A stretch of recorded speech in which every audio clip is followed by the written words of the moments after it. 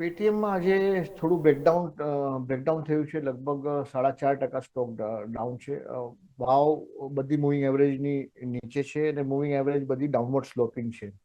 એટલે મને લાગે છે કે આ ફ્રેશ ડાઉન મૂવની શરૂઆત છે. એટલે આમાં મતલબ લેવાની બિલકુલ પણ ચેષ્ટા નહીં કરવી અને પોઝિશન તમારી હોય તો મારા હિસાબે સરખી કરી નાખવી. આમાં નીચેના લેવલ તમને જોવા મળી શકે છે. હમ તો આ એક પેટીએમ થઈ ગયું. અને ફિન નિફ્ટીના ચાર્ટ સર, ફિન નિફ્ટીના ચાર્ટ તમને કેવા લાગે છે અત્યારે ફિલહાલ? ફિન સીએનએક્સ ફાઇનાન્સ બરાબર છે, yes fin sir, Nifty. Nifty financial services. Yes sir. 25,215 છે બરાબર છે, યસ એની સર. જ વાત. Yes sir. Okay okay. So fin Nifty bank Nifty કરતા કમ્પેરેટિવલી વીક છે. બેંક નિફ્ટી નો ચાર્ટ થોડો બેટર છે ફિન નિફ્ટી કરતા. એટલે મને લાગે છે કે અત્યારે બેંક નિફ્ટી પર ધ્યાન આપવું જોઈએ રાધર દેન ફિન નિફ્ટી પર. એટલે ફિન નિફ્ટીના જે કોન્સ્ટિટ્યુઅન્ટ્સ છે એ કદાચ વીક હશે એટલે ચાર્ટ થોડો વીક છે.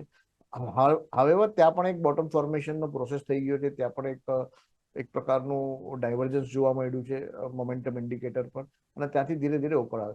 પણ મને લાગે છે કે કમ્પેરેટિવલી બેંક નિફ્ટીમાં સ્ટ્રેન્થ વધારે છે અને કમ્પેરેટિવલી ત્યાં તમને સારું સ્ટ્રક્ચર જોવા મળે છે. અને બેંક નિફ્ટીમાં પણ પર્ટિક્યુલરલી તમે સ્ટોક સ્પેસિફિક જાઓ, જેમ કે મેં તમને કહ્યું કે એક્સિસ બેંકનું સ્ટ્રક્ચર બેટર છે કમ્પેર્ડ ટુ કોટક બેંક. એવી રીતે તમે પેલા ઇન્ડેક્સ કાં તો સેક્ટર આઈડેન્ટિફાઈ કરો અને પછી એમાં એ સેક્ટરમાં કયા સ્ટોક સારા લાગી રહ્યા છે, કોના સ્ટ્રક્ચર સારા છે, એ પ્રમાણે તમારે ટ્રેડ કરવું જોઈએ. ક્લિયરલી તો આ છે નિફ્ટી ફિનાન્શિયલ સર્વિસીસ કે જેને પણ આપણે ધ્યાન પર રાખીશું.